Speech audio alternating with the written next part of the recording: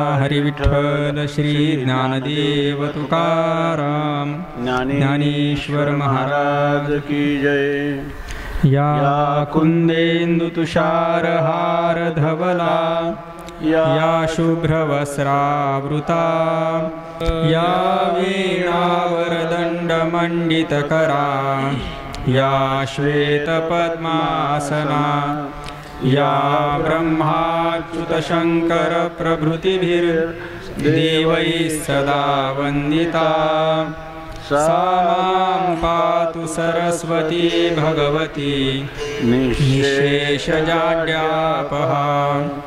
जयांचे किरिया स्मरण होय सकळ विद्यांचे अधिकरण तेची वंदू श्रीचरण श्री गुरूंचे जयांचे नियाठवे शब्दसृष्टी अंगवे सारस्वताघवे जिव्हेसी वक्तृत्व गोडपणे अमृता ते पारुखे म्हणे रस होती ओळगणे अक्षराचे भावाचे अवतरविधी निज खूण हाता चढे संपूर्ण तत्वबोध श्री गुरूंचे पाय जय हृदय गिमसू निठाय तै एवढे भाग्य होय उन्मेषासी ते नमस्कारो नियाता सच्चिदानंद रूपाय विश्वोत्पत्त्यादि हेतवे तापत्रय विनाशाय श्रीकृष्णाय वयं नमः। यं प्रव्रजन्तमनुपेतमपेतकृत्यं द्वैपायनो विरहातराजुहाव पुत्रेति तन्मयतया तरवोऽभिनेदुस्तं तं सर्वभूतहृदयं मुनिमानतोऽस्मि। जन्माद्यस्य यतोऽन्वयादितरतश्चार्थेष्वभिज्ञस्वराट् तेने ब्रह्महृदायादिकवये मुह्यन्ति यत्सूरयः। तेजो वारिमृदां यथा विनिमयो यत्र त्रिसर्गो मृषा धाम्ना स्वेन सदा निरस्तकुहकं सत्यं परं धीमहि सत्यं परं धीमहि सत्यं परं धीमहि। श्वेतपद्मासना देवी श्वेतपुष्पोपशोभिता श्वेतांबरधरा नित्या श्वेतगन्धानुलेपना श्वेताक्षसूत्रहस्ता च श्वेतचन्दनचर्चिता श्वेतवीणाधरा शुभ्रा श्वेतालङ्कारभूषिता वन्दिता सिद्धगन्धर्वैः रचिता सुरदानवैः पूजिता मुनिभिः सर्वैर्ऋषिभिस्तूयते सदा। स्तोत्रेणानेन तां देवीं जगद्धात्रीं सरस्वतीं ये स्तुवन्ति त्रिसन्ध्यायां सर्वा विद्यालभन्ति ते। वंशी विभूषितकरान्नवनीरदाभात् पीताम्बरादरुणबिम्बफलाधरोष्ठात् पूर्णेन्दुसुन्दरमुखादरविन्दनेत्रात् कृष्णात् परं किमपि तत्त्वमहं न जाने। श्रीगणेशाय नमः श्रीसरस्वत्यै नमः श्रीविठ्ठलाय नमः श्रीमातापितृभ्यां नमः श्रीगुरुभ्यो नमः। ॐ नमो भगवते वासुदेवाय। राम कृष्ण हरि राम कृष्ण हरि राम कृष्ण हरि।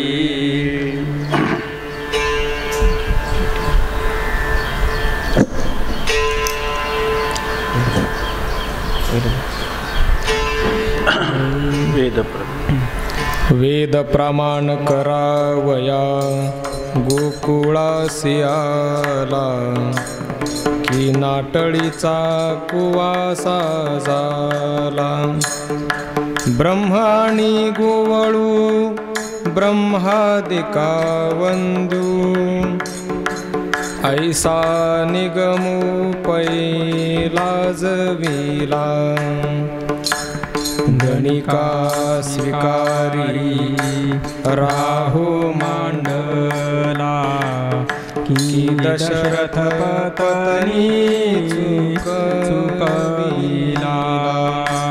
एका ते म्हणे जागा, एका ते म्हणे रे निजा, तैसा मुचकुंदा पै काळ यवन आणिलारया. विरोचन सुत बळी बांधोनी जेणे, निगड निबद्ध गजा सोडविले. एकाची बालके काळापासून याहिरे, एका बाळाचे बाप विदारिले. शिशुपाळासी जैत देऊनिया शेखी, आपणची जिंकिले रया. गुरु दुर्वासयाची भक्ती आणि त्याची चिरथी, दे रुक्मिणी सहित खांदू चालविला. तो तेने माने फुंदो पाहे तव, बोलतिया भेणे त्रैलोक्य हिंडविला. हे पैज सारुनि हाती सुदर्शन वसविले, की भीष्मपण साचू गेला. जितुकाची कौरवा तितुकाची पांडवा, अचूजहा मुलारया. जमदग्नि जनकाचा बोल भूमीन पडावा, हा ठावोवरी पितृभक्तीची आवडी. जेणे साचपणा कारणे माता दिली, की पुराणे खोचली तोंडी. असुर दैत्य संहारिता बापू तयांची पातके दवडी. प्रजाशी रायाची आण रायासी कवन, नेमो हे तो संतपणाची प्रौढी रया. या परिचराचरीचे दानव गिवसुनी सिले परोपरी. तव यादवासी अंबुलेपणाची आस झाली थोरी. प्रभास क्षेत्रीय अवधियाते केली कसरी. देवदेवकी पुतना नोळखीचे वैर भक्तीसी एकीची ओवरी. पवनु काय हा पंथ शोधुनिया चाले, समर्थो करील ते उजरी रया. या गोविंदाची माव हे तो ब्रह्मादिकांशी वाळी. तो हा माईचे निसाचपणे न घेतवे. प्रकृतीचे गुण ते याची गावीचे करीले. तो करील ते अनुचित भरवे. लाघवियाचे भ्रमू लाघवीच जाणे. यासी काही नवलन दे. बापर उमादेवी वरू जाणीतला. तरी उकलेल हे आघवेरया.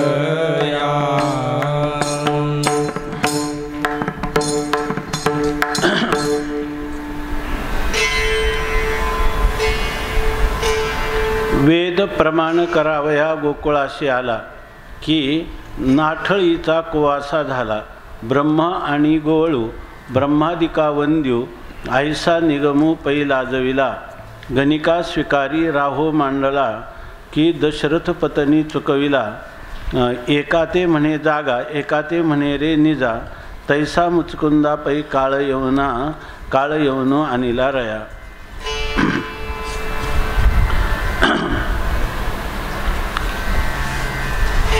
भगवान संत सम्राट ज्ञानोबा राय माऊली, वैराग्य रागरसिक जगद्गुरू संत शिरोमणी श्री तुकोबाराय, शांतीब्रह्म श्री संत एकनाथ महाराज, महाराष्ट्रातील सर्व संतांची मांदियाळी, वारकरी संप्रदायाचं परम आराध्य दैवत श्री पांडुरंग परमात्मा, या सर्वांच्या अलौकिक अकारण करून असीम अद्भुत अहेतुकी अशा अनुकंपेमुळं दयेमुळं आपण सर्व या चातुर्मास्याच्या पावन पर्वामध्ये पवित्र तोया इंद्रायणीच्या तटाकावर साक्षात संजीवन समाधीस्थ माऊलींच्या चरणकमलाजवळ बसून संपूर्ण मानवजातीला कल्याणकारी असा ज्या वाणीच्या द्वारा माऊलींनी आपल्याला आपल्या जीवनात दीपस्तंभाच्या स्थानी अभंग निर्मिती करून यावत चंद्र सूर्य आहेत तोपर्यंत ह्या मानव समाजाला जेव्हा आपल्याला शाश्वत सुखाचा आनंदाचा लाभ व्हावा आणि आपल्या जीवनातील आध्यात्मिक आदिभौतिक आणि आदिदैविक ह्या त्रिविध तापाची आत्यंतिक निवृत्ती व्हावी अशी जेव्हा त्याच्या जीवनामध्ये जिज्ञासा प्रकट होईल, तेव्हा हे अभंग आपल्या जीवनात दीपस्तंभाचं किंवा मैलाच्या दगडाचं काम करून आपलं जीवन कृतार्थ करतील. अशा प्रकारची ही वाङ्मय निर्मिती 700 वर्षापूर्वी ज्ञानोबारायांनी केलेली आहे. आणि त्याच्याचद्वारा त्याच एका दोरीचा म्हणजे सूत्राचा आपण आश्रय करून आपल्या गंतव्य किंवा प्राप्तव्य स्थानापर्यंत जाण्यासाठी आपलं इप्सिता परिपूर्ण करण्यासाठी आपल्याला ही अभंगवाणी चिंतनाच्या रूपाने समोर आली. हे आपल्या जीवनातील भाग्याचे क्षण आहेत.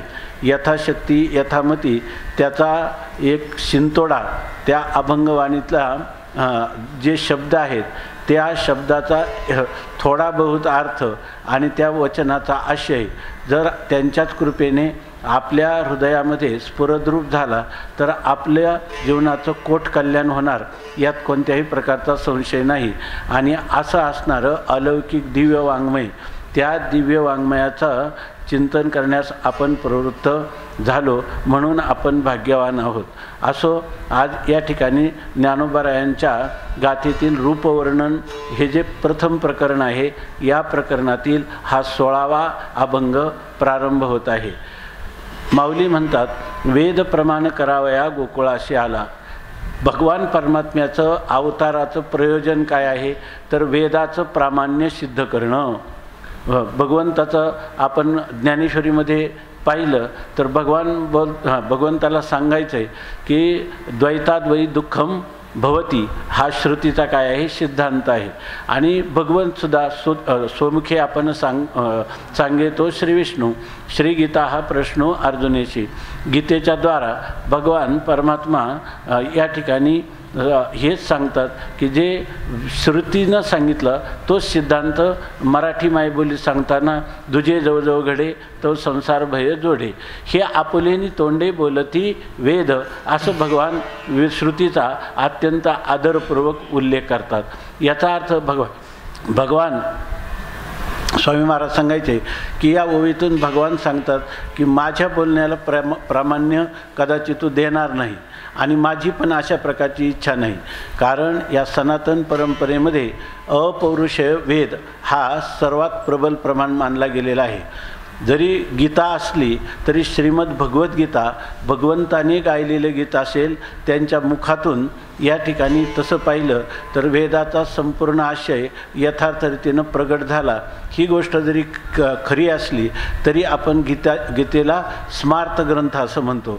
परंतु उपनिषद वाणी जी आहे ती अपौरुषेय वेदवाणी आहे की ज्या ठिकाणी पुरुषकृत बुद्धीचे जे भ्रम प्रमाद कर्णापाठव विप्रलिप्सा इत्यादी दोषांनी विवर्जित असणारे आणि धाता यथापूर्वम अकल्पयत अशा प्रकारची असणारी ही वेदवाणी खरं तर ह्या ईश्वराची सिद्धीसुद्धा वेदवाणींनीच केलेली आहे.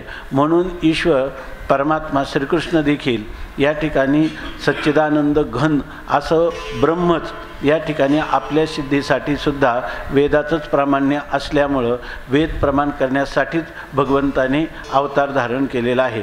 माऊली म्हणतात की वेद प्रामाण्य सिद्ध करण्यासाठीच गोकुळामध्ये हा श्रीकृष्ण परमात्मा अवतरित झालेला आहे की नाठळीचा कुवासा झाला. परंतु वेद प्रामाण्य करण्यासाठी काय परमात्म्यानेच सांगितलं की धर्मसंस्थापनार्थाय संभवामी युगे युगे. धर्माची संस्थापना काय तर धर्मच कशाला म्हणतात? वेदविहिता धर्म. वेदाने जे प्रतिपादन केलं त्याला धर्म म्हणतात. आणि त्या वेदाचं प्रामाण्य सिद्ध करण्यासाठी परमात्मा कृष्ण अवतीर्ण झाले की परंतु त्यांनी काय केलं की नाठळीचा कुवासा झाला. नाठाळपणा, व्रात्य, खोडकरपणा, विरुद्ध गोष्टी कृतीत आणणं, जी प्रतिज्ञा केली त्याच्या विरोधी करणं, याचा तो कुवासा म्हणजे जणू काय आश्रयस्थान झाला. म्हणजे नाठाळपणाचं म्हणजे कोणतंही कृत्य केलं तर ते शास्त्राचं प्रामाण्य आहे का पाहिलं तर नाही. आणि विचारलं की तो आला कशासाठी तर वेदाचं प्रामाण्य सिद्ध करण्यासाठी. म्हणून तो नाठळीचा कुवासा झाला असं सांगतात. ब्रह्म आणि गोवळू आम्ही त्याला असं म्हणायला लागलो की सच्चिदानंद रूपाय विश्वोत्पत्त्यादी हे व्यत्यवे तापत्रय विनाशाय ब्रह्मणे नमः म्हणत आम्ही श्रीकृष्णाय वयम नमः. त्या श्रीकृष्णाला नमस्कार असो. ते काय आहे? सच्चिदानंद घन ब्रह्मच आहे असं आम्ही म्हणतो. आणि मग म्हटले त्या ब्रह्माचं आम्हाला दर्शन करायला न्या. तर म्हटले की तो परमात्मा जो आहे तो ते काय याच्यामध्ये वृंदावनामध्ये गुरं राखीत आहे म्हणजे गुराखी झालेला आहे. ब्रह्म आणि चोरी करी असं सर्व काय नाठाळपणाचं आहे, विरुद्ध आहे. म्हणून म्हणतात ब्रह्म आणि गोळ.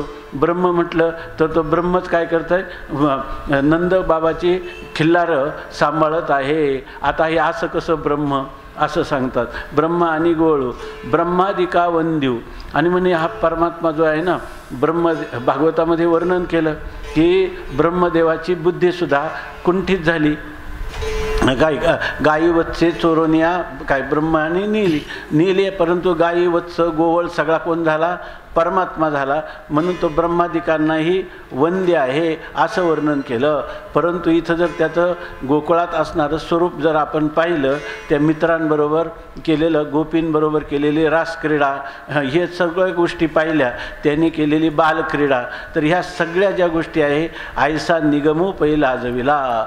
त्या वेदाने तो परमात्म्याचं केलेलं वर्णन त्या वेदाला देखील लज्जा निर्माण झाली.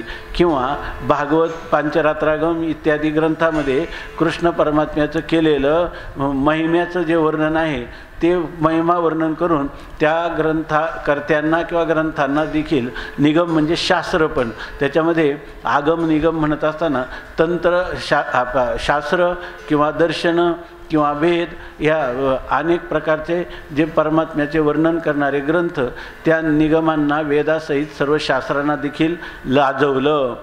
गणिका स्वीकारी राहो मांडला की दशरथ पत्नी चुकविला. आणि ते म्हणतात परमात्म्याने काय केलं?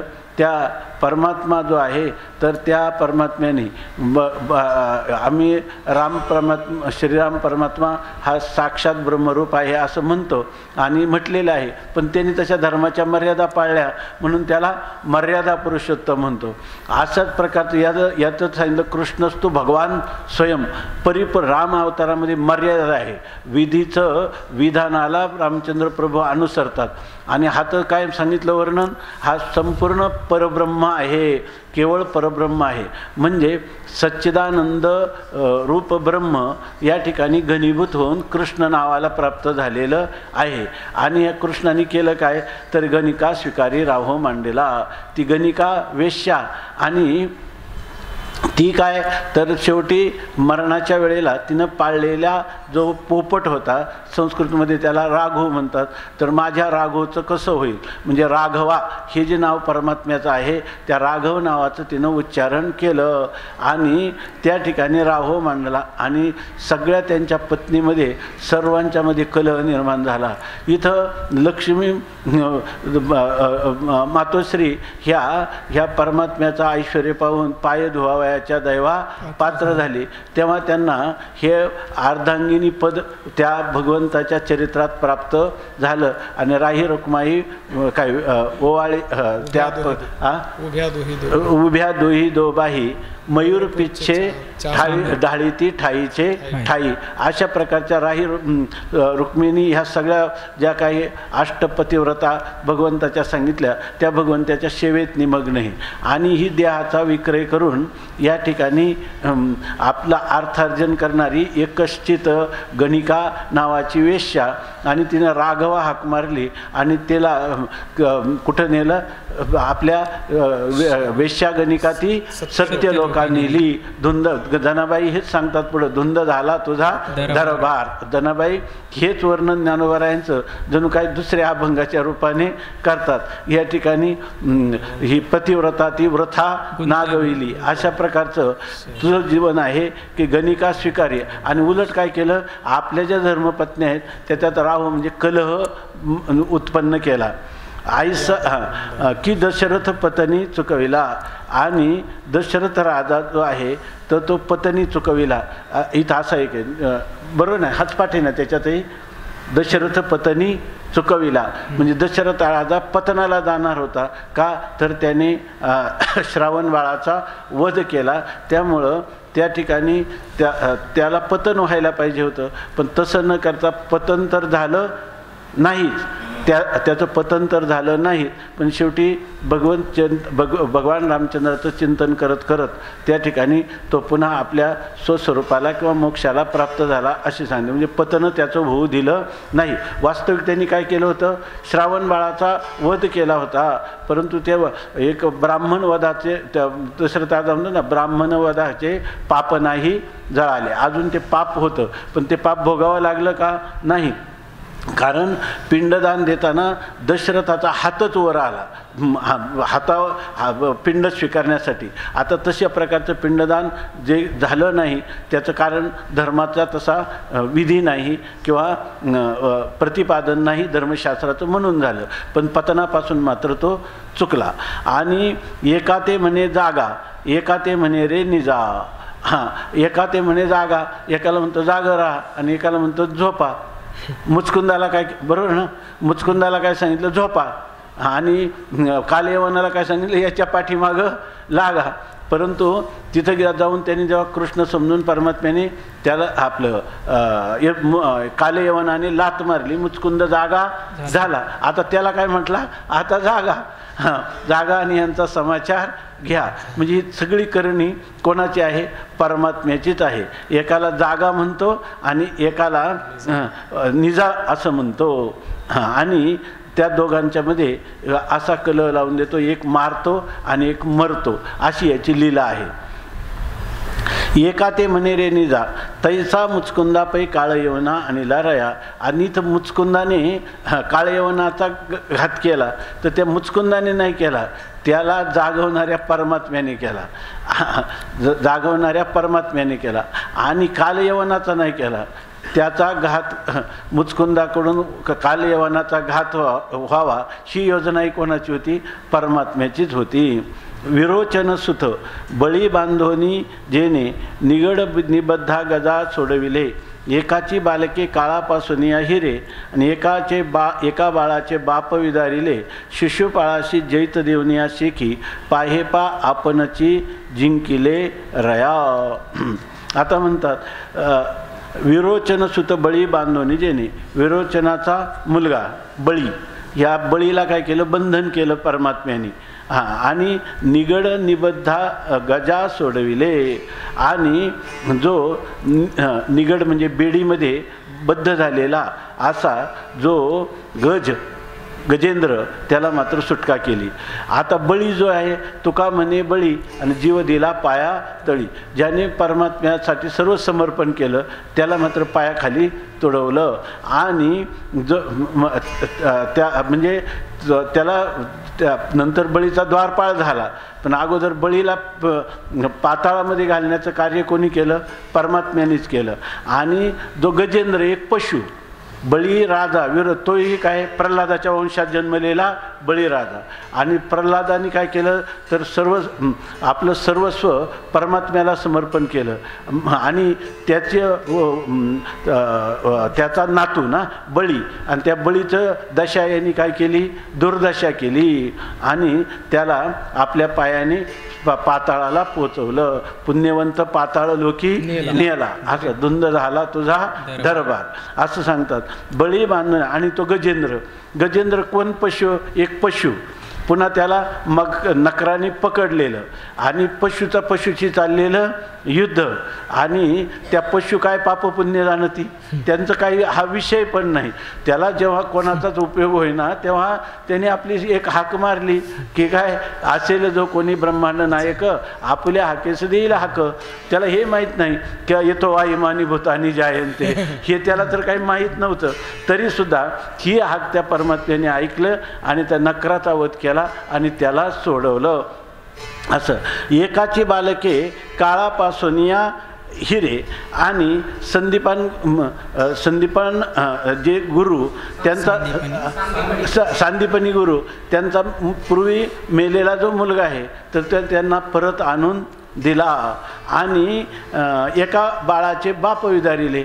आणि त्या प्रल्हादाने तो प्रल्हाद काय म्हणतो की मला जीवनामध्ये जसे विषयी लोकांना विषयावरती प्रीती असते, काय बघा श्लोक आहे पंचदशीमध्ये, या प्रीतिरविवेकानां विषयेष्वानुपायिनी त्वामनुस्मरतां सामे हृदयान माप सर्पतो, अशी प्रार्थना करणारा. विषय लोकांना जेवढी आसक्ती विषयांविषयी तशी आसक्ती मला तुझ्याविषयी हो, अशी प्रार्थना करणारा प्रल्हाद. आणि त्याचा वडील ऐकी नाही, त्याचे वडील हिरण्यकश्यपू त्यांना मांडीवर घेऊन त्यांची सगळी आतडी बाहेर काढली, असा तो आहे. एका बाळाचे बाप विदारिले. शिशुपाळाशी जैत देवनिया शेकी पाहे पा आपणची जिंकिले रया. आणि म्हणतात शिशुपाल आहे, त्या शिशुपालाने काय केली होती? अतिशय परमात्म्याची निंदा केली होती. त्यांनी 100 शिव्या दिल्या आणि नंतर 121 शिवी दिली, त्यावेळेला त्याला मारलं. असं तुझं आहे. बरं ते मारलं का त्याला तू मारलं का तू जिंकला का तो जिंकला? तू पराभवच पत्करला असं म्हणावं लागेल. कारण का त्याला मारलं आणि त्याच्या शरीरात भागवतात वर्णन आले, त्याच्या शरीरातून ज्योत निघाली आणि ते परमात्म्याच्या शरीरात प्रविष्ट झाली. हाच तुझा काय आहे? विजय आहे.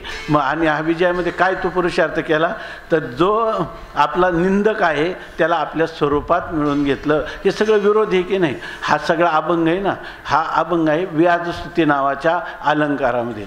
साहित्यामध्ये जेव्हा एखाद्या पदार्थाची निंदा केली जाते त्याच्यामध्ये स्तुती असू शकते, आणि ज्याच्या स्तुती करायची तर त्याची निंदा करायची त्याची स्तुती, आणि स्तुती करायची त्याची निंदा.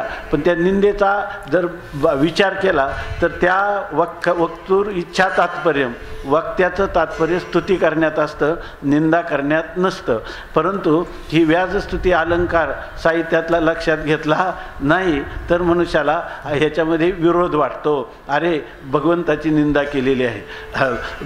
जनाबाई जेव्हा शिव्या देते की अरे अरे विठ्या मूळ मायेच्या कारट्या तुझी रानरणकी झाली, असे शब्द ऐकले की वाटतं अरे अरे.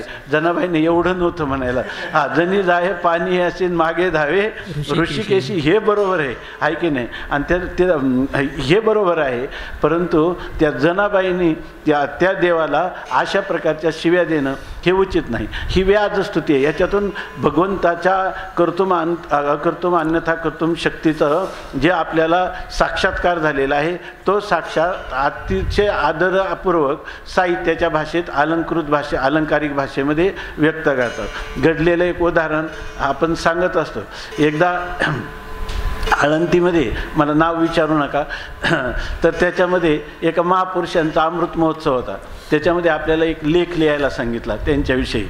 तर ते इतके त्यागी होते, हे सर्वांना श्रुत आहे. एक साधू कुटीतले या शतकातले अलंकापूरचे ते एक महान पुरुष आणि त्यांच्या जे कार्यकर्ते होते त्यांनी आपल्याला एक लेख लिहायला सांगितला. तो लेख मी व्यासस्तुती अलंकारामध्ये लिहिला. त्याच्यामध्ये लिहिलं की यांनी आयुष्यभर जे काही अर्थ उपार्जन केलं त्याचा भोगसुद्धा यांना घेता आले नाही, इतके हे कंजूस आहेत, असं मी लिहिलं. आणि बरं त्याचा भोग घ्यायचं तर कळत नाही, पण खर्च कसा करावा हे कळत नाही. कोणी साधू आजारी असला का त्याला देतात आणि मठ आणि मंदिरं सोडून यांचं जीवनच नाही, अतिशय संकोचित वृत्तीचे आहेत, असं त्याच्यामध्ये लिहिलं होतं. मग त्या लोकांनी मला बोलावलं आणि तो अगोदर नाही बोलावलं. जेव्हा ते प्रकाशन झालं तर त्या प्रकाशनामध्ये आपला फोटो टाकला पण लेख दिला नाही त्याच्यामध्ये.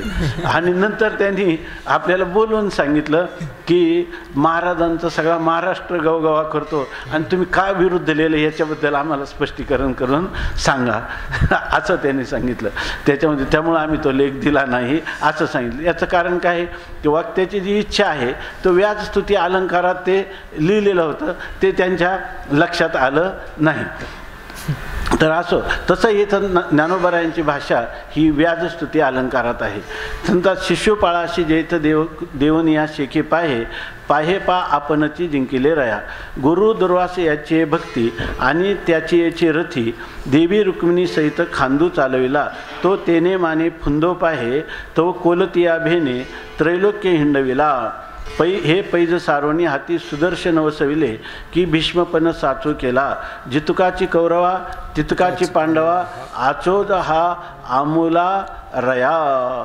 तर ते सांगतात की या ठिकाणी दुर्वास जो आहे त्या दुर्वासांचं तो दुर्वास कसा आहे, गुरु दुर्वास दुर्वास मुनी आहेत ते ह्या देवतांचे देखील गुरुस्थानी आहेत आणि त्यांची पुन्हा काय आहे याची भक्ती. आणि त्यांनी भक्ती कोणाची केली, श्रीकृष्ण परमात्म्यावर त्यांचं अत्यंत प्रेम आहे आणि त्याची याची रथी आणि त्याच्याच रथाला देवी रुक्मिणी सहित खांदू चालविला. आणि त्याने आपल्या रथात त्यांच्या भक्तीमुळं त्यांना बसवलं आणि रुक्मिणी सहित ह्याला त्याचा रथ ओढवायला लावला आणि त्याने तो रथ ओढला सुद्धा. तेने माने फुंदो पाहेत कोलतिया भेने त्रैलोक्य हिंडविला. आणि त्यामुळं दुर्वासाला काय झालं, अभिमान झाला. तेने माने अरे देवाने माझा रथ ओढला. मग फुंदो पाहे अर्थात त्याच्या अंतकरणात गर्वाची भावना निर्माण झाली. तो कोलतिया भेने त्रैलोक्य हिंडविला आणि त्याच्या पाठीमागं जे काही एक कोलीत लावलं तर त्याच्यामुळं त्रैलोक्यात काय तुकोबारायांचा अभंग आहे, अंबऋषी दुर्वासा हा छळू आला अंबऋषी आणि सुदर्शन त्याशी जाळीत फिरे. अशी दशा त्या कोणाची दुर्वासाची केली. एक वेळेला खांद्यावर वाहिलं ऐके नाही आणि एक वेळेला त्याला कोलीत घेऊन सुदर्शन चक्र त्याच्या पाठीमागं लागलं. बरं त्याची सुटकासुद्धा करायचं सामर्थ्य याचं नाही म्हणे ज्याच्यासाठी गेलं त्याच्या शरणागत. आताच माऊलीने सांगितलं इतिहास. तर त्याच्यासाठी तुम्हाला त्याच्या त्या सुदर्शनाद्वारा तू त्याचा काय केला, पाठलाग केला. हे पैज सारोनी हाती सुदर्शन वसविले आणि आपल्या सुदर्शन चक्रात घेऊन त्याला सगळ्या हिंडायला लावलं आणि पुन्हा काय केला, भीष्मपण साचू केला. आणि भीष्माचा पण जो आहे प्रतिज्ञा आहे ती खरी केली. भीष्माची प्रतिज्ञा कोणती खरी केली, मी शस्त्र हातात धरणार नाही अशी भीष्मपण केला खरा आणि धनुर्धरा रक्षिले. भीष्माची प्रतिज्ञा खरी केली या ठिकाणी धनुर्धराचं सुद्धा रक्षण केलं. याच्यासाठी भगवंताने आपल्या प्रतिज्ञेचं पालन केलं नाही पण भीष्माच्या प्रतिज्ञेचं मात्र पालन करून घेतलं आणि भीष्म पण खरा केला. जितुकाची कौरवा तितुकाची पांडवा हा अचोज अमुला रया.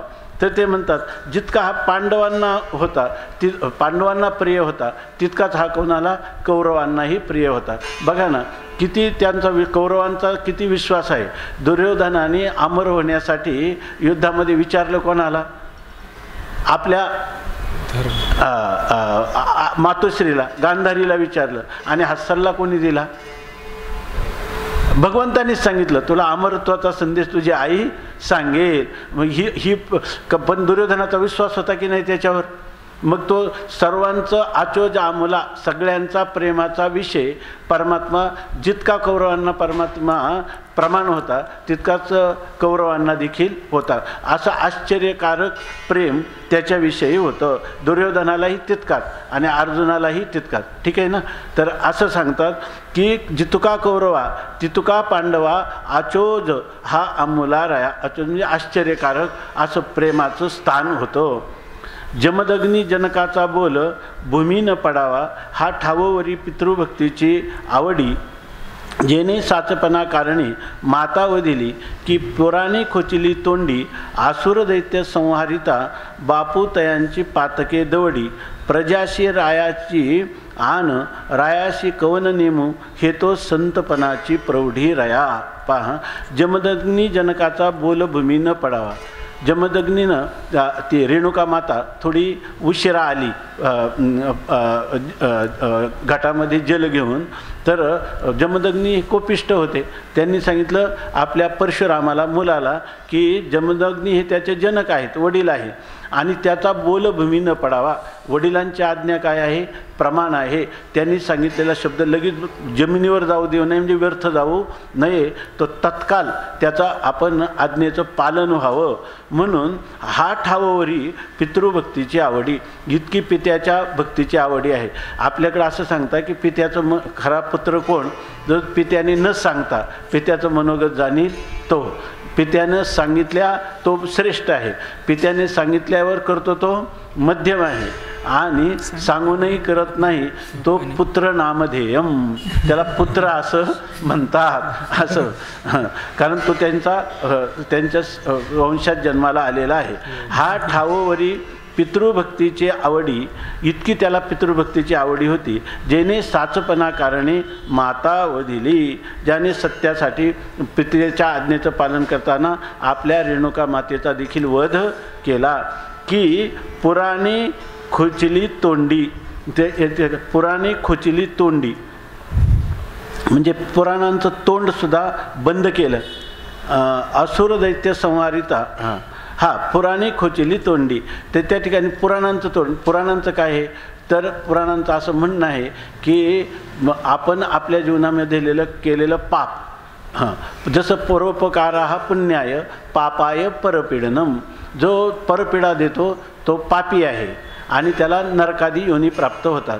आणि जो परोपकार करतो तो पुण्यवान आहे आणि पुण्याचं फल सुख आहे, पापाचं फल दुःख आहे. असं पुराण अष्टादश पुराणेषु व्यासस्य वचनद्वयम.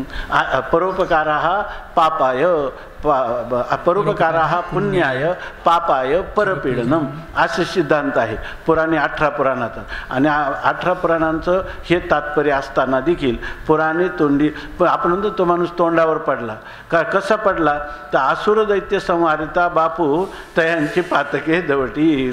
ज्या वेळेला त्या परमात्म्याने आसुरांत दैत्यांचा नाश केला हे बरोबर आहे, त्याची प्रतिज्ञा होती धर्मसंस्थापनार्थाय संभवामी युगे युगे यदा यदा ही धर्मस्य ग्लानिर्भवति भारत अभ्युत्थानम अधर्मस्य तदात्मानं सृजाम्यहं परित्राणाय साधूनां विनाशाय च दुष्कृतां धर्मसंस्थापनार्थाय संभवामी युगे युगे. आता परमात्म्याचं असं आहे की ईश्वर काय आहे तर ज्याचं जसं जैसे ज्याचे कर्म आणि तैसे फळ देतो ईश्वर, हा पुराणांचा नियम आहे.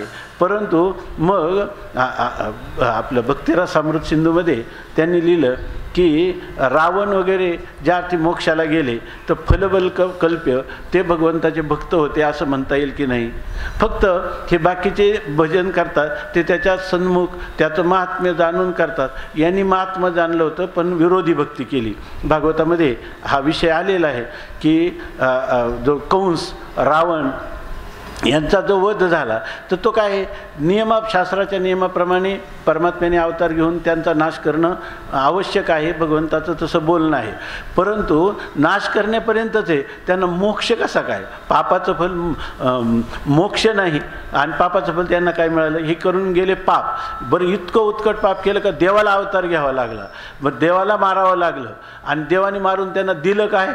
तर मोक्ष दिला. मग पुराणात तोंडावर पडली की नाही? म्हणून पुराणाचे ते सांगतात की पुराणे खोचिली तोंडी खोचिली आसुर दैत्य संहारिता. त्यांचा संहार केला पण बापू तयाची पातके दवटे. बाप रे बाप, किंवा हा बाप म्हणजे हा परमात्मा त्यांची पातकांचा नाश करतो. प्रजाशी रायाची आण आणि रायाशी कवन नेमू, हे तो संतपणाची प्रौढी रया. आता सगळी प्रजा काय करते? सर्व प्रजेच्या व्यवहारामध्ये जर सत्य, एखादी गोष्ट सत्य आहे तर काय म्हणतात? तुम्हाला राजाची शपथ आहे पण हे सत्य आहे किंवा हे झालंच पाहिजे, याच्यासाठी आमची प्रतिज्ञा आहे, शपथपूर्वक प्रतिज्ञा. आणि शपथ कोणाची घेतात? राजाची. म्हणजे आदर्श कोण आहे? आमचा राजा. पण तो राजाच काय करतो? रायाशी कवन नेमू. पण राजाला काय नियम आहे? राजा काय स्वतंत्र आहे, तो सर्वतंत्र स्वतंत्र आहे. रायाशी कवन नेमू, त्या राजाने कसं वागावं याला काही नियम आहे का? नाही. हे तो संतपणाची प्रौढी रया. आधी म्हणतात हा संतपणाचा काय आहे? गरिमा. याच्यातून काय सांगतात? हे संत असे असतात. म्हणजे भगवान परमात्म्याला या ठिकाणी परवलीचा आवडीचा शब्द, फार महिमान्वित शब्दाचा प्रयोग केला माऊलींनी.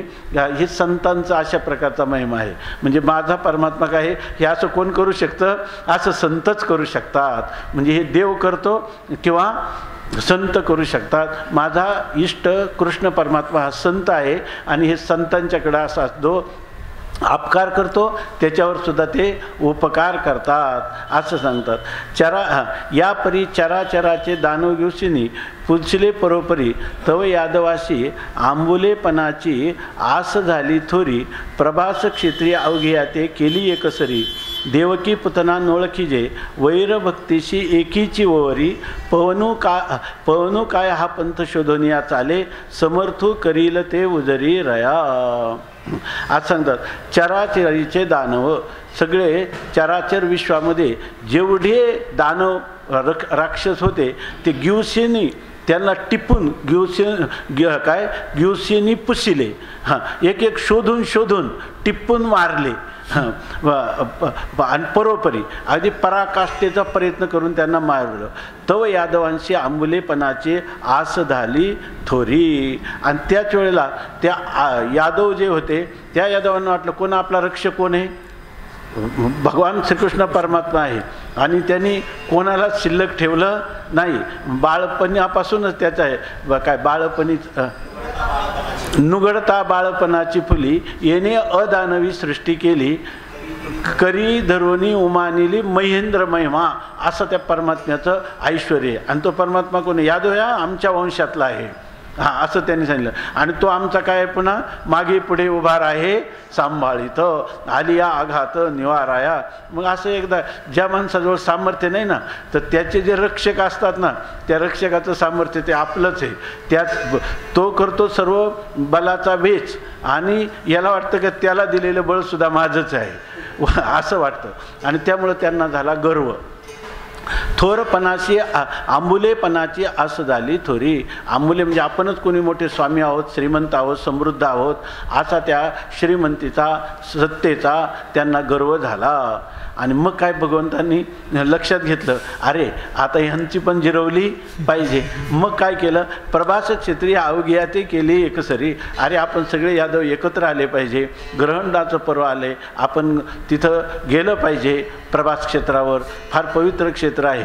आणि नेलेतसुद्धा काही झाले तर आपल्या वंशातले. यांना आयुष्यभर यांची प्रार्थना आहे दुर्बुद्धी ते मना कदा नोपजो नारायणा. हे जरी एखादा मनुष्य मानसशास्त्राप्रमाणे जर त्याला पूर्वीचे विशेषतः असं सांगतात की 16 वर्षापर्यंत जर जे बाल मानसशास्त्रज्ञ 16 वर्षापर्यंत जर एखाद्याला संस्कार चांगले झालेले असतील आणि नंतर त्याला कुसंगतीनं किंवा त्याच्या प्रारब्धवशात किंवा पूर्वजन्माचे काही संस्कार जागृत झाले तर तो त्या मार्गापासून च्युत होऊ शकतो.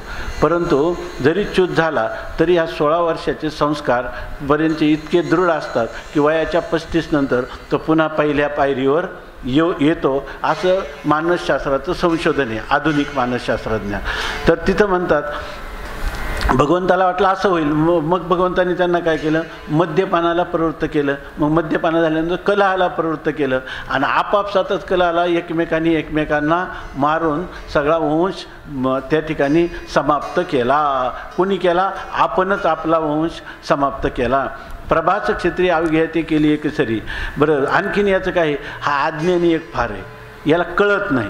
बघा, जे काही लोक आहे ना, जर आत्ताच्या काळामध्ये एखादा मनुष्य असतो सत्प्रवृत्त, त्याची वृत्ती असते सात्विक, त्यामुळे तो शत्रूलाही सहाय्य करतो. मग ते लोक काय म्हणतात, आमच्या बाबांना काही कळतच नाही. आता बाबा जे आहेत, बाबांचा अधिकार मोठा आहे, पण ते म्हणतात त्यांना कळत नाही, कारण त्या ह्या माणसाने आमचं 7 पिढ्याचा हाडवैर आणि त्याला त्याने आश्रय दिला असं म्हणतात. तर तसं ते म्हणतात देव हा परमात्मा असा आहे का देवकी माता आहे, जन्मदात्री आई आहे, आणि पुतना अहो बकीयम स्तनकालकुटम जिघांसया पायदप्य साध्वीम आणि लेभे गतिम धातृचिताम तत्वंब कमवा दयालुम शरणम रजेम. अशा प्रकारची स्थिती होते. जी गती देवकीला तीच गती कोणाला? पुतनेला. आणि आली काय होती घेऊन, स्तनामध्ये विषपान करण्यास, विष भरून त्याला मारण्यासाठी आली होती. आणि गती कोणती मिळाली? गती त्याला मिळाली मोक्ष गती तिला प्राप्त झाली. असं आहे. याचं कारण काय? याला देवकी कोण आणि शत्रू कोण आणि मित्र कोण, जन्मदात्री कोण आणि वैरी कोण, हे सुद्धा याला ओळखत नाही. वैरभक्तीशी एकीची ओरी, वैराने भक्ती करणारी आणि जन्मदात्री यांना एकच ओरी एकाच स्थानावर एकाच खोलीत नेऊन ठेवतो. एकच निवासस्थान आहे आणि ते निवासस्थान कोणते? दोघांनाही मोक्ष. पुन्हा आणखी म्हणतात माऊली, हे जे आहे ना, हा जो ग्रंथ आहे, सगळेच ग्रंथात माऊलींचं साहित्य समृद्धच आहे, परंतु साहित्याचं रेलचेल किंवा परमोत्कर्ष माऊलींनी तिथं नवरसाचे भरवी सागरू, मांडवी उचित रत्नाचे आगरू, भावार्थाचे गिरीवरू निफजियवी माहे. तसं अलंकाराविषयी काय? साहित्य सोनियाच्या खाणी, उपजवी देशीयच्या क्षोणी आणि विवेकवल्लीची लावणी होदेई सिंग. दुसरे जसं म्हणतात ना, नवरसी भरवी सागर, तसं अलंकाराविषयी एक ओवी गुरुवारी साखरे महाराजांनी त्याच्यावर एक पुस्तक लिहिलेलं आहे अलंकाराविषयी. कोणती? एवढंच आहे का? हां, ठीक आहे. मग त्याच्यातच अलंकाराचं पण वर्णन केलं. तर ती तर आहे नुसदीचं शांतिकथा आणि देल किरव आकपथा, जे जे जे शृंगाराची आहे माथा पायी ठेवी, असं नवरसाने भरलं आहे. आणि ज्ञानेश्वरीत नवरसाचं प्राकट्य दिसून येतं, शोधावं लागतं. परंतु हे जे ही जी गाथा आहे, ही नवरसाचं खरंच काय आहे? सागरच आहे, नवरसाचा सागर आहे. आणि पुन्हा भावार्थाचं गिरीवर आहे. आणि अलंकार जे आहेत ना, सर्व प्रकारचे अलंकार ह्या ग्रंथात येऊन राहिलेले आहे. जणू काही माऊलींच्या असणारी जे इप्सित आहे ते गाथेच्या रूपाने परिपूर्ण झालेलं आहे. म्हणून वैरभक्तीची एकीची ओरी. माऊली पुढं काय म्हणतात? पवनू काय हा पंथ शोधनिया चाले, समर्थू करील ते उजरी आहे. बरं म्हणतात का आता ह्याची काय, म्हणजे हे काय विरोधाभास आहे ना, त्यामुळं हा विरोध वाटतो, पुन्हा विरोधाभास सिद्ध होतो, पुन्हा विरोध वाटतो, पुन्हा विरोधाभास सिद्ध. हा आभाषिक आहे, विरोध नाही. अविरोधो अविवादो अविरुद्धश्च, अशी ही माऊलींची वचन आहे. आणि भगवंताचं चरित्रही तसंच आहे. म्हणून माऊली म्हणतात ह्या गोष्टीचं फार उहापोह करायला नको, कारण अभंग 6 चरण 8 चरण घालू नये. हा अभंग मोठा विस्तार होत चालला. सगळे पुराणातले महाभारतातले इतिहास आले, आता आटोपून घेतलं पाहिजे. म्हणून माऊली म्हणतात हे असू दे, आता याचं जास्त उहापोह नको. कारण का पवनू काय हा पंथ शोधून या चाले, वारा जेव्हा रस्त्याने वाहतो तेव्हा आता हा हायवे आहे का हा बायवे आहे हेचा विचार करत नाही, तो आपल्या महिमेत चालत असतो. मग त्या वाऱ्याला कोणी विरोध करतं का? तसाच माझं इष्ट श्रीकृष्ण परमात्मा हा समर्थ आहे, करील ते उजरी राय, तो करील तेच प्रमाण आहे. हां, तो ज्या मार्गाने जाईल तोच मार्ग आहे. उलट आपण म्हणायचं महाजनोगता येन संपन्नता, उदाहरणार्थ श्रीकृष्ण परमात्मा स्वयं असं उदाहरण करायचं. ते करील ते समर्थ करील ते उदरी रया, ते अधिक चांगलंच आहे असं सांगतं. या गोविंदाची माव हे तो ब्रह्मादिकाशी कोवाडे, तो हा मायेचे साचपणे न घेपवे, प्रकृतीचे गुण ते याची गावीचे, तो करील ते अनुचित बरवे, लाघवी याचे भ्रमू लाघवीच जाणे, याशी काही नवल नव्हे, बाप रखुमा देवरू जाणीतला, तरी उकलेल हे आघवे रया. आता हा जो कोड आहे हे कोड कसं उकलावं? हे परमात्म्याचे जे परस्पर विरोधी धर्म त्याच्या एका काय हे असे परस्पर विरोधी धर्म एका अधिकरणात एका वेळेत कधी राहत नाही, दिसले नाही, सिद्धी होत नाही. पण सिद्धीचं स्थान कोण आहे? हा एकटाच परमात्मा आहे. या दोन परस्पर विरोधी गोष्टी करताना दिसतो. ईश्वराचं जे वर्णन आलेलं आहे ते वर्णन परमात्म्याला लावायला जावं तर सगळं विरुद्धच दिसून येतं.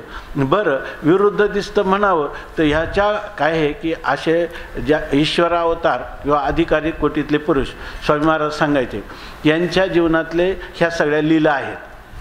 ह्या सगळ्या लीला आहेत, याच्यामध्ये पाप पुण्याचा विचार करता येत नाही. कारण ते अवताराला येताना पाप पुण्याच्या अतीत होऊन जगत कल्याणासाठी आलेले असतात. हे त्यांच्या अवताराचं प्रयोजन आहे. त्यामुळे त्यांच्याविषयी पापपुण्याचा किंवा सत्कर्म दुष्कर्म असा निकष लावायचाच नसतो. माणसं जोपर्यंत गुरुच्या शरणागत होतात आणि त्यांच्या ठिकाणी दोषदृष्टी करतात, याचा अर्थ तो देव मानव होऊन मानवाच्या कल्याणासाठी आलेला आहे. त्या देवाला जर तुम्ही मानव बुद्धीनं पाहायला लागले तर त्या गुरूंच्या साह्याने तुम्हाला देवता स्वरूपाची देव स्वरूपाची प्राप्ती होईलच कशी? होणंच शक्य नाही. म्हणून म्हणतात की या चाले समर्थक करील ते उदरी रया. हा आपलं हे चिंतन चाललं होतं.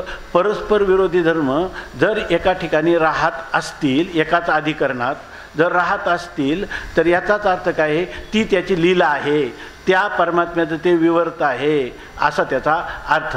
दुसरी गोष्ट अशी आहे की परमात्मा अवतारी कोटीतले संत किंवा परमात्म्याचे अवतार यांच्या ज्या लीला झालेल्या आहेत त्याच्यामध्ये जो शास्त्रविरुद्ध भाग आलेला आपल्याला दिसतो, तर त्याचं परिणती काय झाली याचा जर विचार केला तर ती लीला जगत कल्याणासाठी किंवा दुसऱ्याच्या कल्याणासाठी झालेली आहे असं आपल्याला दिसतं. आणि हे जर असेल तर हा एक निकष झाला की त्याच्या पापपुण्याचा निवाडा करण्यापेक्षा त्या क्रियेचं उचित अनुचितत्व हे याच्यावरून दिसतं की त्यापुढं झालं काय. नारदांनी कळी लावली, त्या कळीपासून निष्पन्न काय झालं असं. विठ्ठलपंतांनी संन्यास नंतर गृहस्थाश्रम स्वीकारला, याचं फलित आज आपण गाथाद्वारा आपल्या स्वरूपाचं जाण्याचं सूत्र ज्ञानोबरायांनी लिहून ठेवलं. हे जगत कल्याणासाठी झालेल्या महापुरुषांकडं हे शास्त्राचं पाप पुण्याचा निकष कधी लावू नये. या गोविंदाची माव हे तो ब्रह्मादिकाशी कोड. ही सगळी काय आहे? ह्या गोविंदाची म्हणजे ह्या परमात्म्याची ही काय माव म्हणजे ही माया आहे. आणि हे तो ब्रह्मादिकाशी कोवाडे. आता ह्या मायेचा जर आपल्याला थांग पत्ता लावायचा झाला तर हा ब्रह्मदेवाला देखील कठीण आहे. म्हणून तो ब्रह्मदेव जो आहे तो ब्रह्मदेवाने त्या नाभिकमलापासून जन्म झाला तर ते नाभिकमलाची खोली किती आहे पाहायला गेला तर गुदमरून जाण्याची वेळ आली पण थांगपत्ता लागला नाही. कारण ब्रह्मदेवाला सुद्धा काय तर कशी कळणार त्याला? ब्रह्मदेवाने कृष्ण जर हा परमात्मा आहे वैकुंठ निवासी किंवा शेषशाहीन परमात्मा माझा जनक हा जर कृष्ण परमात्मा झाला तर या ठिकाणी याची परीक्षा पाहिली असती का त्यांनी? पण काय तुम्ही माव ब्रह्मयाने केली, कौतुक पाहावया माव ब्रह्मयाने केली, वत्सेही चोरुनिया सत्यलोकाशी नेली अशी स्थिती झाली. आणि मग इकडे पाहायला गेले तर काय झालं? सगळी गायी वत्से होऊन या ठेला, सगळी तो परमात्मा झालेला आहे. आणि त्या गायीचं वत्सावर पूर्वी असणाऱ्या आयांचं मुलांवर हे जे प्रेम होतं, तर हे प्रेम आता तसं नाही झालं. आता त्याच्यापेक्षा खूपच अलौकिक दिव्यता त्या ठिकाणी दिसते. ब्रह्मदेव बिचारा लाजला आणि त्यांची ब्रह्मस्तुती म्हणून प्रकरण भागवतामध्ये ब्रह्मदेवाने केलेली स्तुती आली. तेव्हा हे तो हा मायेचेनी साचपणे न घेपवे, प्रकृतीचे गुण ते याच्या गावीचे, तो करील ते अनुचित बरवे. ते म्हणतात तो हा मायेचेनी साचपणे न घेववे. तो परमात्मा जो आहे तो मायेचेनी साचपणे, ही माया सत्य आहे आणि सत्य असणाऱ्या मायेचा त्या परमात्म्यावर प्रभाव आहे असं तो घेत नाही, म्हणजे असा तो अंगीकार करत नाही. हा परमात्म्याची माया कधी विशेषण झालेली नाही, ती उपाधी झालेली आहे. आणि त्या उपाधीमध्येही प्रतिबिंबित झालेलं ईश्वर चैतन्य हे काय मायाधिपती आहे.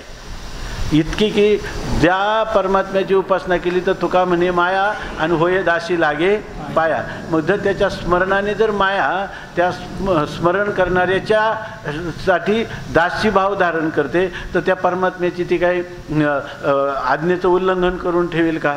तो परमात्मा म्हणून आपण काय सांगतो, मायावी असणारा महेश्वर आहे. त्या महेश्वराच्या माया काय आहे?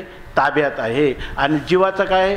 जीव हा मायेच्या ताब्यात आहे. स्वामी महाराज नेहमी सांगायचे, पोलीस चालला तर त्या पोलिसाला आपले गुन्हेगार चालला तर त्याच्या दोन्ही दंडाला बेड्या घालून मागं पुढं 4-6 पोलीस चाललेले असतात, आहे की नाही? कारण तो काय बंधनात सापडलेला, बेड्या घातल्या असं म्हणून. तो एका मंत्र्याची मिरवणूक होती, आपल्या मंत्र्याची एक कुठं व्हिजिट होती, त्याच्याबरोबर 10-20 पोलीस होते.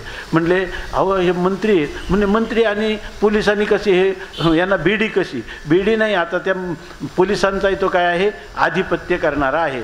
तसा हा परमात्मा मायाधीश असल्यामुळं मायेचेनी साचपणे, माया सत्यार्थाने न घेपवे, त्याच्यावर प्रभाव करू शकत नाही.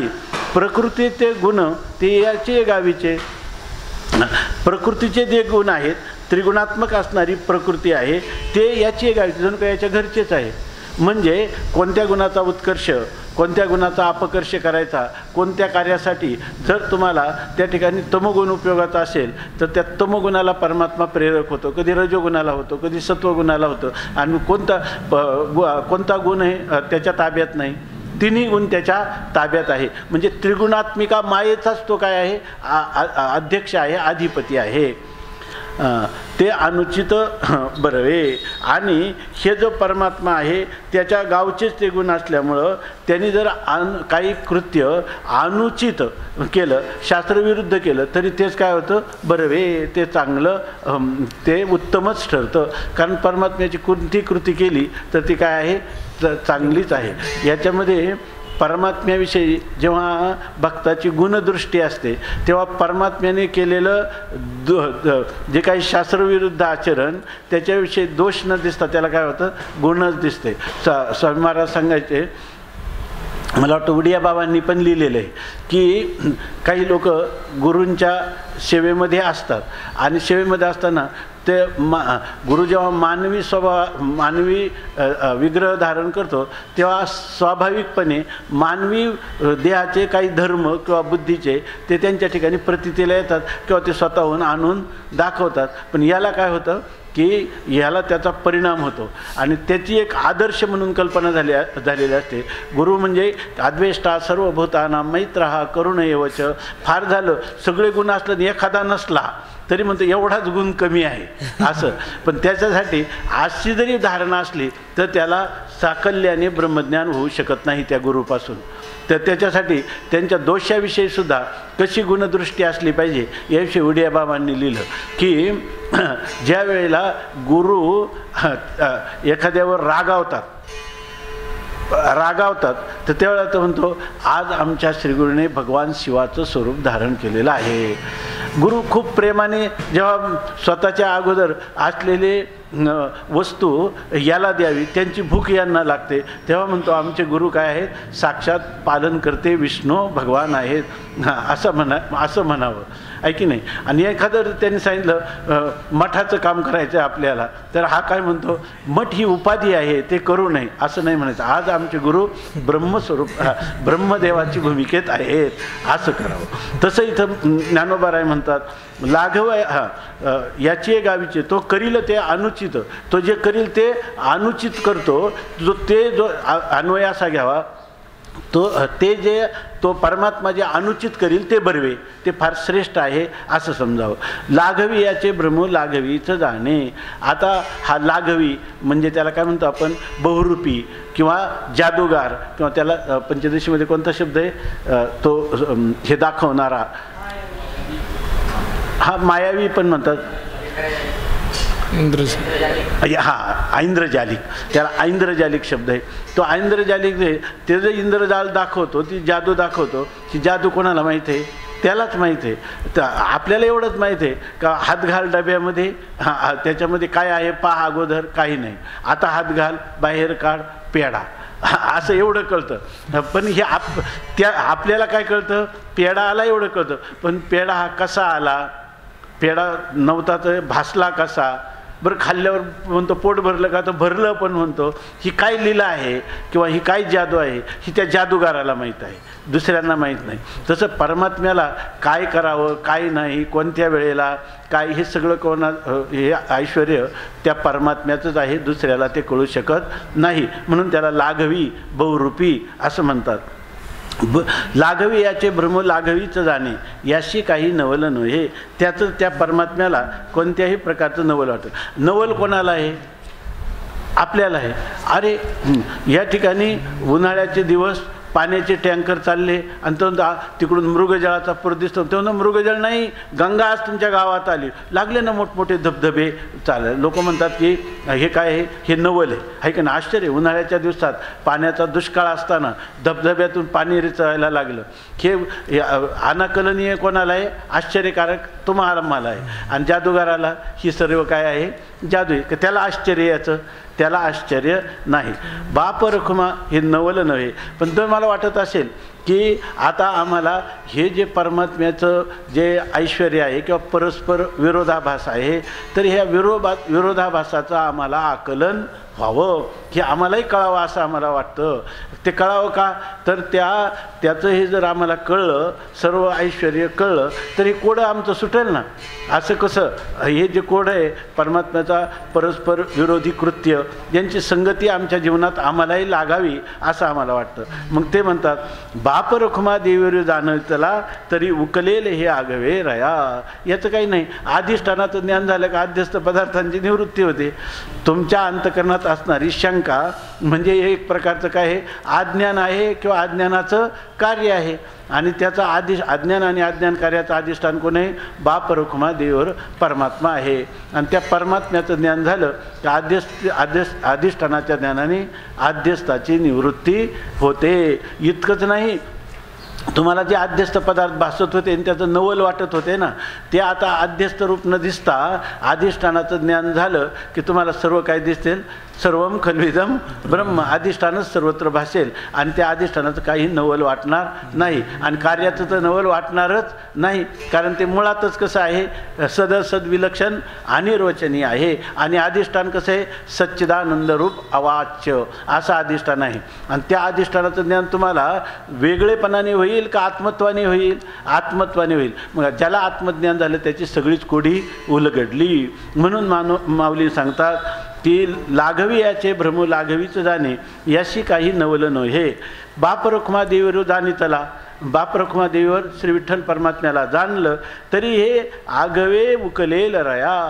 अरे गडे हो, हे सर्वच्या सर्व कोडं उकलून जाईल. जसे काय ते गाठीचं काही शास्त्र गणित असतं, एक गाठ सुटली की सगळ्या गाठी सुटतात, तसं परमात्म्याला जाणलं की भिद्यते हृदय ग्रंथी छिद्यंते सर्व संशया शियंते चास्य कर्मानी तस्मिन दृष्टे परावरे. अशी खरी काय आहे वस्तुस्थिती आहे. माऊली गेय अभंगाच्या द्वारा आपल्या हृदयामध्ये अध्यात्म म्हणजे आत्मस्वरूप निर्गुण निर्विकार असणारं ब्रह्मतत्व,